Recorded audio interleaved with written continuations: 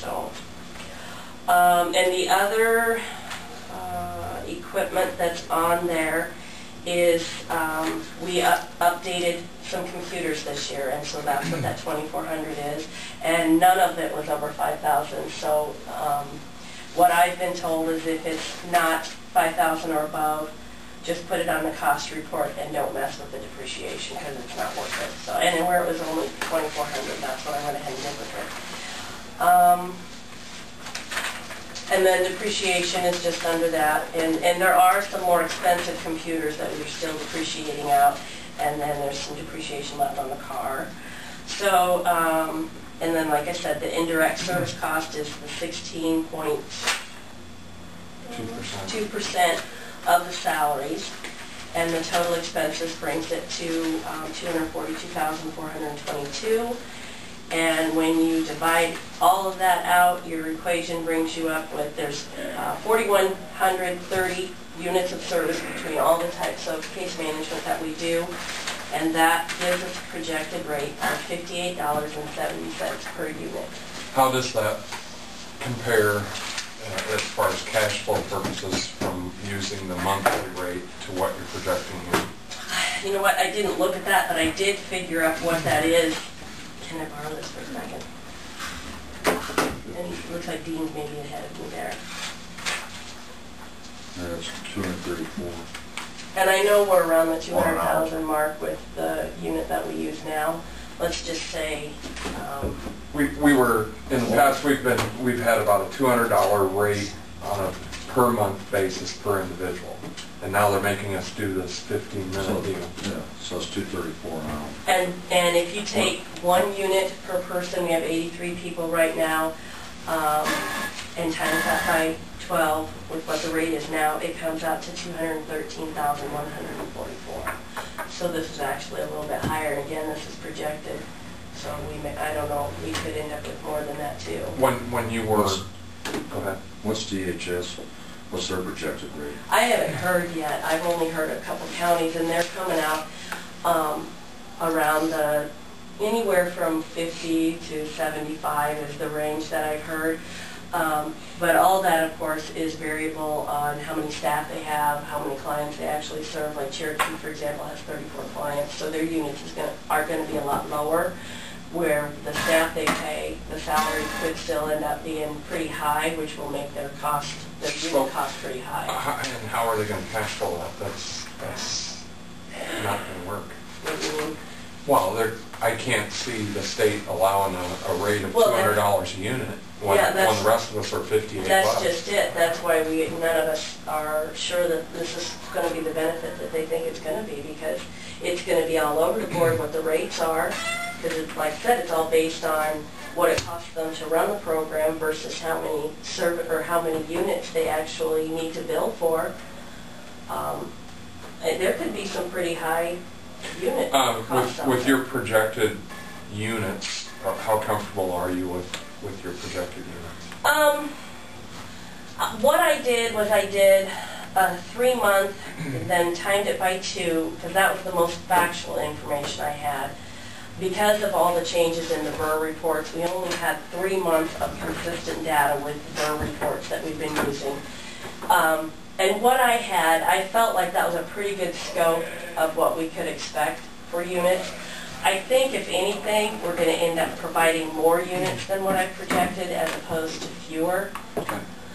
And, you know, I looked at it from a couple different perspectives, and it made like 60 cents difference here on the unit price, maybe $1 The concern is that we were cash flowing and have for a long time about at a monthly rate, and it didn't matter whether you visited them 4 times or you visited them 2, you were getting a monthly consistent rate.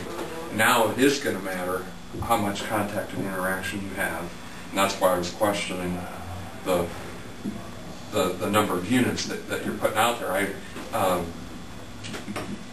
I'm hopeful.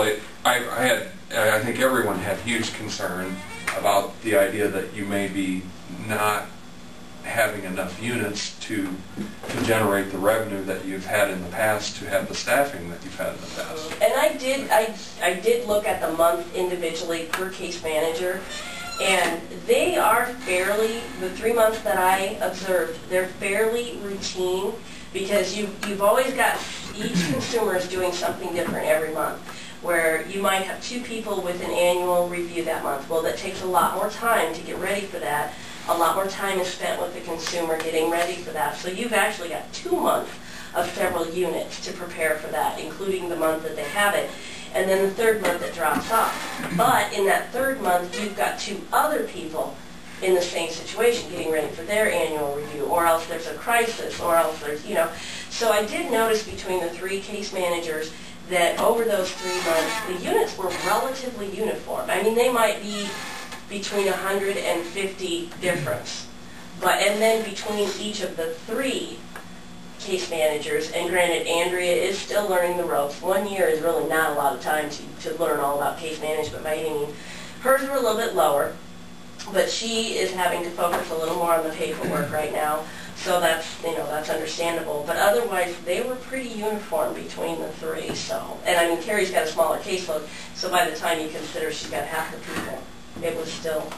Okay. So, My biggest fear was that we were not going to generate what we had in the past, and you have no clue how many you can justly employ and be able to pay for until you've got some history. And so I guess I'm very happy that you think this is going to. I was hoping for a straight across. And that's still not a done deal. I got an email. What would it have been? It was on about 4:20 in the afternoon one day, and it was from Deb Eckerman, and she had been speaking with IME, and it's not a given yet that this is going to happen, and they were wanting other ideas of how to do this. You know, do we need to look at 5-minute intervals? Do we need to look at hour intervals? Do we need to look at daily intervals? And my thought was, now how is 5-minute or hourly going to be any different than 15 minutes? You still have an hour's worth of time before you can bill for it.